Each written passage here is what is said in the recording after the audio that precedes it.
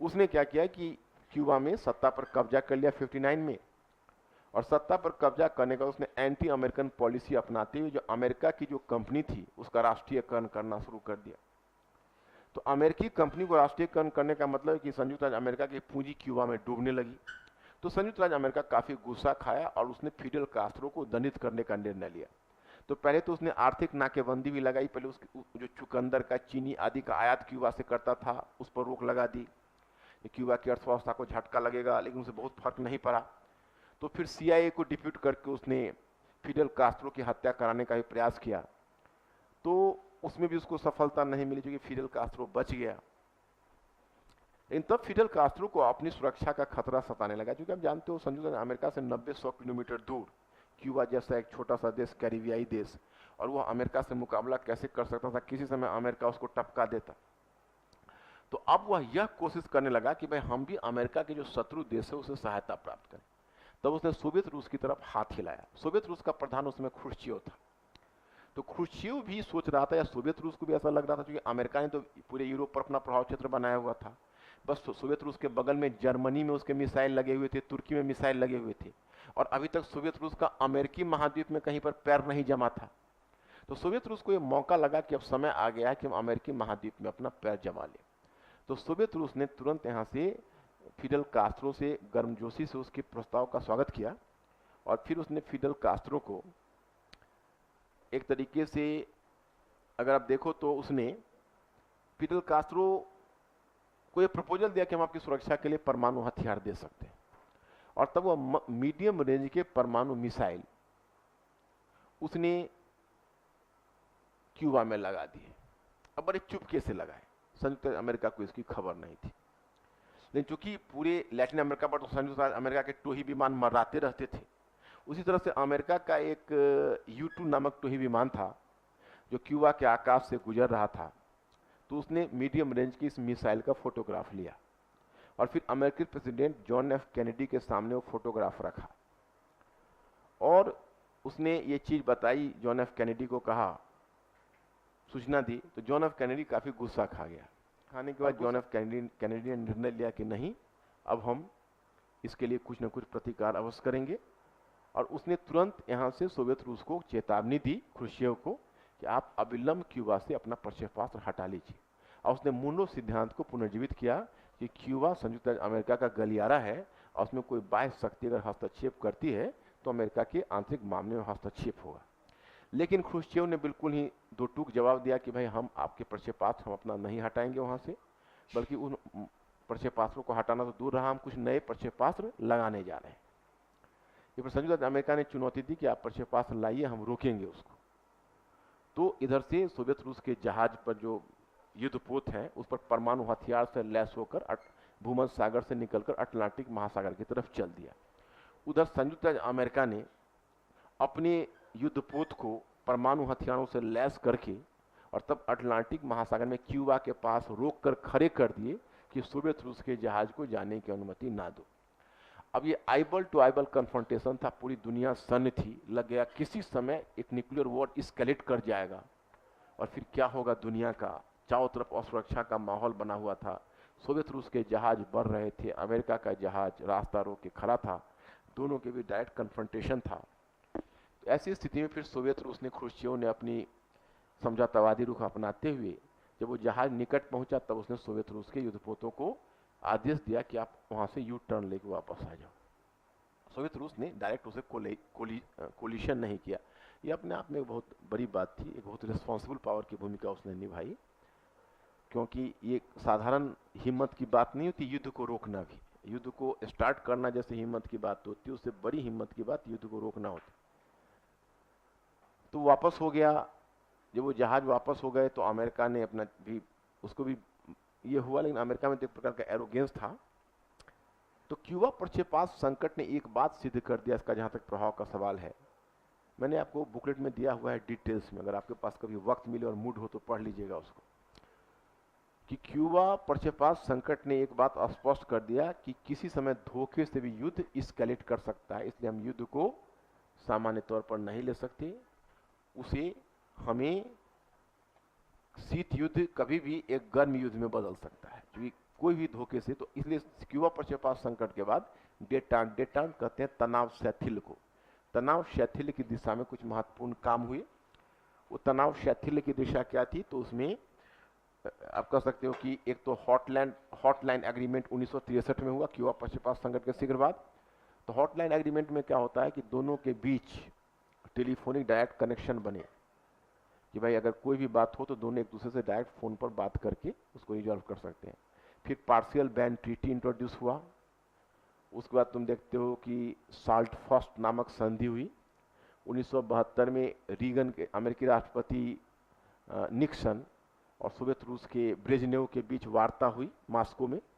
इस प्रकार से करके डेटांट या तनाव शैथिल्य की दिशा में क्यूबा पश्चिम संकट के बाद काम। हालांकि एक शीत युद्ध बहुत समय तक ये रहा नहीं, क्योंकि 1979 में सोवियत रूस की सेना अफगानिस्तान में घुस गई। तो अफगानिस्तान को ही सोवियत रूस का वाटरलू माना जाता है, क्योंकि अफगानिस्तान में जो भी गया है वहां से महफूज होकर वापस नहीं आया। सोवियत रूस गया तो अंत में सोवियत रूस को भी झेलना पड़ा। तो देखो बच्चों, दो चीज तुम यहाँ पर कर, तृतीय विश्व का उद्भव, तो इसका एक पहलू बनता है गुटनिरपेक्ष आंदोलन का। गुटनिरपेक्ष आंदोलन पढ़े होंगे कि नहीं?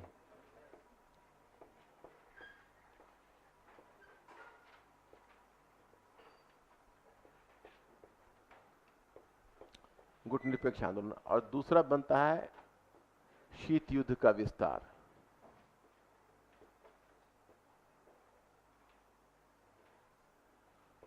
शीत युद्ध का विस्तार। अब हमारे पास जगह नहीं है, अब इसको ऐसे ले जाओ जैसे शीत युद्ध, इधर तुम शीत युद्ध का विस्तार देखे ना, तो उसके नीचे फिर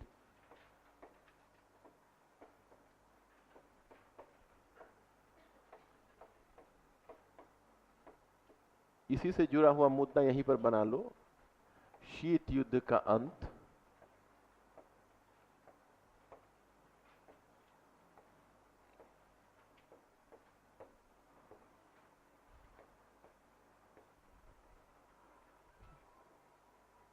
शीत युद्ध का अंत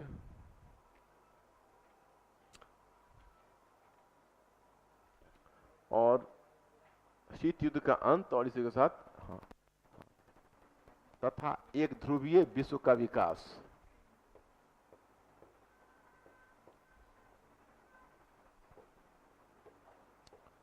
एक ध्रुवीय विश्व का विकास। शीत युद्ध का अंत हो गया, एक ध्रुवीय विश्व का विकास इधर हो गया आपका। और इधर आपका गुटनिरपेक्ष आंदोलन जहां आपने किया हुआ है ऊपर से, उसके नीचे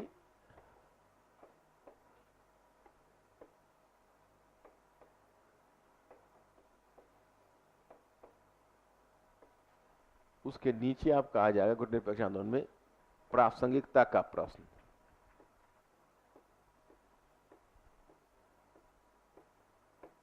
प्रासंगिकता का प्रश्न।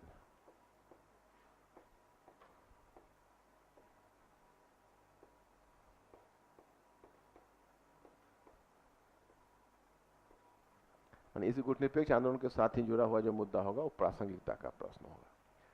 ये दोनों मुद्दा जुड़ा हुआ। जब शीत युद्ध जब तुम्हारा चल रहा है तो उसमें एक टॉपिक तुम लोगों का यूएनओ भी दिया है, तो यूएनओ का तो बुकलेट में दिया हुआ है, लेकिन आज मैं कुछ उस पर और भी मैटर, जैसे कई बार पूछते हैं यूएनओ की प्रासंगिकता, यूएनओ का क्या उपयोग है, तो इस तरह के क्वेश्चन पूछते हैं।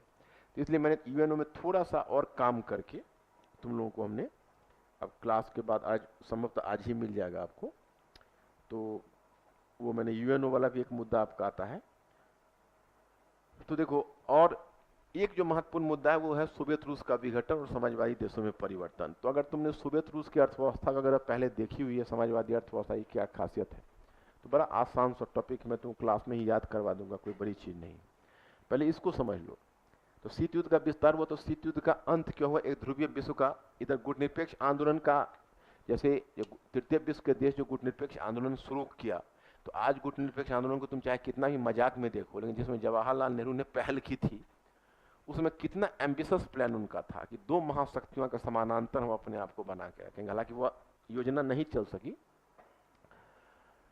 वो मतलब बहुत प्रभावकारी संस्था नहीं रह गई, लेकिन जैसे मैंने वहां पर 4-5 मुद्दे आपको दिए हैं कि गुटनिरपेक्ष आंदोलन आरंभ होने के क्या कारण थे, इसके कारण क्या थे। तो कारण में तुम देखो वहाँ पर हमने सबसे पहले दिया है कि भाई जो तृतीय विश्व के नव स्वतंत्र देश थे उनके सामने पहली प्राथमिकता थी आर्थिक विकास की प्राथमिकता, क्योंकि अगर वह कोई न कोई गुट में शामिल होते तो उनका जो हार्ड अर्न रिसोर्सेस था वह सैनिक तैयारी पर खर्च हो जाता और विकास हो जाता द्वितीयक। तो ये तो बहुत कॉमन चीज है, तुमको याद रहेगा। दूसरी बात कि ऐसा महसूस किया गया कि हमारे इस हार्ड अर्नड फ्रीडम का मतलब क्या है जब हम अपने विदेश नीति को गिरवी रख डालते हैं। अगर आप कोई न कोई गुट के साथ होते हो तो आपको विदेश नीति को गिरवी रखनी पड़ेगी।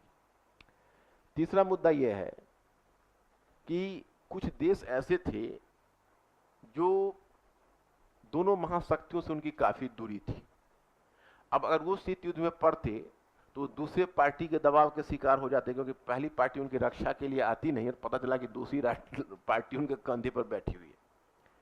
तो अपनी भौगोलिक दूरी को देखते हुए शीत युद्ध में शामिल होना उनके हक में नहीं था। और जो चौथा कारण तुम दे सकते हो यह है कि भारत और मिस्र जैसे कुछ देश ऐसे थे जो यह बार बार प्रतिपादित कर रहे थे कि कहीं ना कहीं गुटनिरपेक्षता की नीति हमारी संस्कृति में ही निहित है। इसको तुमको लिख, कॉपी पर जैसे मैंने दिया है ना, उसको लिख लेना पड़ेगा तुमको, जैसे कौन कारण है गुटनिरपेक्ष। ईच एंड एवरीथिंग पे जो दिया है उसको तुम अगर लिखवाओगे तो बड़ा टाइम टेकिंग हो जाता है। ईच एंड एवरीथिंग लिखना पॉसिबल नहीं होता है, तुम लोगों के लिए भी उबाऊ हो जाएगा फिर, क्योंकि जब हमने उसको दिया हुआ है तो उसको कारण अगर ना कुछ समझो तो वो तो बात समझ में आती है, लेकिन जो बात समझा हुआ है उसको फिर कलम से यही हम सब कुछ को लिखें, इस तरह का उद्देश्य भी उचित नहीं है। क्योंकि इससे क्या होता है कि हमको फिर दूसरा चीज को समझाने का अवसर मिलता है ना। अदरवाइज जैसे तुम लोग का इकोनॉमी ही समझा दिया, वो तुम्हारे सिलेबस का पार्ट नहीं, लेकिन अगर हमको मौका मिला चूंकि तुमको कुछ लिखित दिए तब अगर उसको कहते कि सब चीज लिखवाइए तो हमारे पास टाइम ही कहाँ रहता। आप देखो ना कितना क्लासेस हुआ तुम्हारा। तो इसलिए कुछ कॉन्स्टेंट होता है, कुछ चीजें आपको कलम से घर पर, उसमें मैं कोशिश यही करता हूँ कुछ चीजों घर पर जाके आप कलम से लिख लीजिए। फिर अब गुटनिरपेक्षता की नीति का योगदान क्या है, तो योगदान में आपको 3-4 योगदान है जो मैंने वहां पर दिया हुआ है। सबसे है कि अंतर्राष्ट्रीय मंच पर उन्होंने एक समान दृष्टिकोण विकसित किया और मिलजुल कर तृतीय विश्व के देशों की वोटिंग की। दूसरा है उन्होंने साम्राज्यवाद के मोर्चे पर पश्चिमी शक्तियों का विरोध किया, उपनिवेशवाद और साम्राज्यवाद का खुला विरोध किया। तीसरा है कि उन्होंने दक्षिण अफ्रीका की रंग भेद नीति के विरुद्ध के विरुद्ध प्रतिक्रियावादी कदम उठाया और रंग भेद नीति का विरोध किया। चौथा है कि उन्होंने परमाणु हथियारों के प्रसार पर पाबंदी लगाने की बात की, जैसे 1963 में जब फ्रांस ने परमाणु विस्फोट किए तो तृतीय विश्व के देशों ने या गुटनिरपेक्ष आंदोलन ने उसकी खुली आलोचना की। और चौथा फैक्टर यह है कि जो गुटनिरपेक्ष, या पांचवा फैक्टर कि जो गुटनिरपेक्ष आंदोलन है उसने यह भी दबाव डाला पश्चिमी शक्तियों पर कि आप आर्थिक संबंधों का प्रजातांत्रिकरण कीजिए। और यूएनओ में उन्होंने अंगटाड, या आप कह सकते हैं यूएनओ में आप कह सकते हो कि उन्होंने ग्रुप 77 का गठन किया। और ये ग्रुप 77 के देश थे वो बार बार पश्चिमी शक्तियों पर दबाव डाल रहे थे कि आप प्रजातांत्रिक, आप जो अंतर्राष्ट्रीय संबंध है उनका प्रजातांत्रिकरण कीजिए। तो ये आपके उनके योगदान है, परंतु उनकी सीमाएं भी हैं। उनकी सीमा यह है कि कहने के लिए तो गुटनिरपेक्ष थे, लेकिन व्यवहार में गुटनिरपेक्ष कहाँ रह गए। अब तुम ही बताओ कि भारत ने जब 1971 में सोवियत रूस के साथ 20 वर्षों के लिए सहयोग और मित्रता की संधि कर ली और सोवियत रूस से हथियार मंगाने लगा, तो भारत ही जो गुटनिरपेक्ष नहीं रहा। यानी एक तरह से समझो तो गुटनिरपेक्षता की नीति 1955 के बांडुंग सम्मेलन में इसका आधार बना और 1961 के बेलग्रेड सम्मेलन में यह आरंभ हुआ। लेकिन व्यवहारिक रूप में अगर तुम देखोगे तो 1961 में गुटनिरपेक्ष आंदोलन आरंभ होकर 1962 में समाप्त हो गया। जब चीनी वॉर हुआ तो चाइनीज वॉर के बाद इंडिया का दृष्टिकोण बदल गया और बहुत सारे देशों का बदल गया।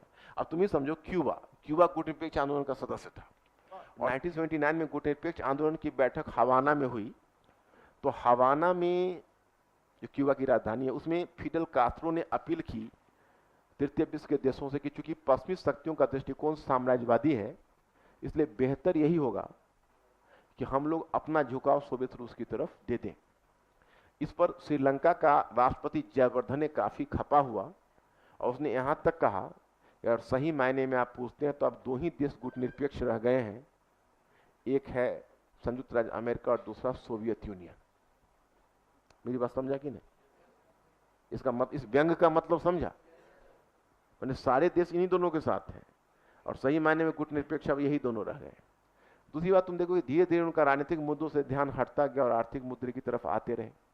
और एक क्वेश्चन 2015 में पूछा था कि तृतीय विश्व के देशों के आपसी तनाव के कारण गुटनिरपेक्ष आंदोलन किस प्रकार विफल हो गया। तो तृतीय विश्व के देशों के आर्थिक तनाव में सबसे पहले 1962 का चाइनीज वॉर दो, चीन और भारत के बीच युद्ध। फिर 1965 में भारत और पाकिस्तान का युद्ध दो।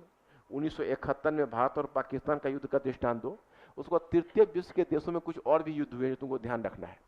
1979 में 1979 में चीन ने वियतनाम पर आक्रमण कर दिया। और 1980 और 1988 के बीच ईरान इराक के बीच 8 वर्षों तक युद्ध चलता रहा। तो आपको कम से कम 6-7 युद्धों का दृष्टांत देकर बताना पड़ेगा ये सब गुटनिरपेक्ष के ही देशों के ही सदस्य थे। दूसरी बात है कि आपको शायद पता होगा कि गुटनिरपेक्ष आंदोलन के संस्थापक 3 महत्वपूर्ण देश थे। नाम सुना है? कौन कौन सुना है? गुटनिरपेक्ष आंदोलन के जो संस्थापक 3 महत्वपूर्ण देश का नाम कितने लोगों को याद है? तुम लोग कुछ नहीं जानते हो यार, अंतर्राष्ट्रीय संबंध पढ़ते हो, मैंने ये जो क्या क्या बताऊं तुम लोगों को समझ में नहीं आता है। गुटनिरपेक्ष आंदोलन के संस्थापक जो 3 कंट्रीज हैं, वह 3 कंट्रीज का नाम तुम नहीं जानते हो। एक भारत का तो नाम जानते होगे, दूसरा यूगोस्लाविया और मिस्र। तो मिस्र ने 1979 में अमेरिका के तत्वाधान में इजराइल के साथ कैंप डेविड समझौता करके इजराइल के करीब चला गया। और 1900 और कह सकते हो कि 1993 में यूगोस्लाविया का विघटन हो गया। आज यूगोस्लाविया में बच गए 7 देश।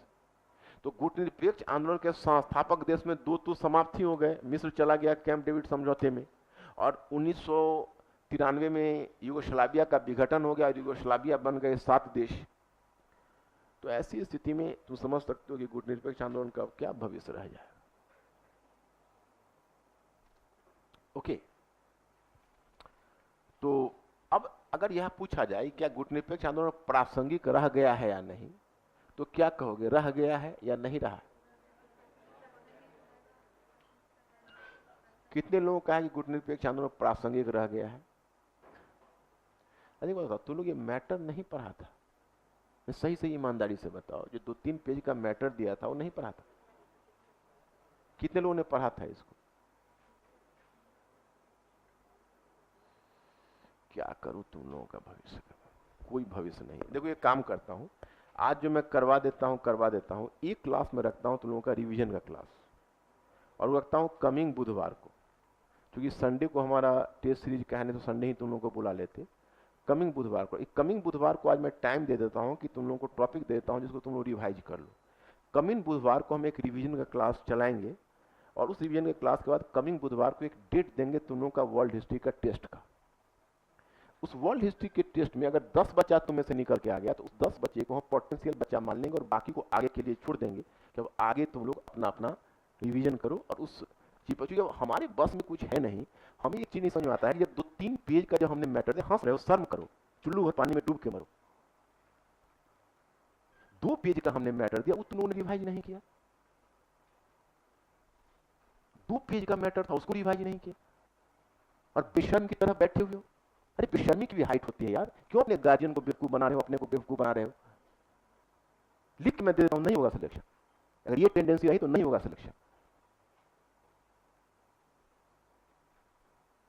क्वेश्चन बैंक उलट के देखते नहीं हो कि क्वेश्चन में क्या क्वेश्चन रखा हुआ है, और आगे समय देने के बाद तुम अपने क्लास जाके घर पर काउंट करो और बताओ पूरे इंडिया में कौन इतना वर्ल्ड हिस्ट्री में टाइम या कोई भी सेक्शन में हिस्ट्री में टाइम देता है। इसके बाद भी तुम लोग नहीं सीख पाए तो सरस्वती भी तुम लोग को नहीं सिखा पाएगी। What is the way? जब मैंने 2 पेज का मटेरियल जब दिया तो क्यों नहीं पढ़े तुम लोग? उसको पढ़ के क्यों नहीं आए? अब मैं उसको डिस्कस नहीं करूंगा, घर पर जाके पढ़ लेना। अब जो हमको लिखवाना है, अब तुम लोग से डिस्कस करने को कलम उठाओ।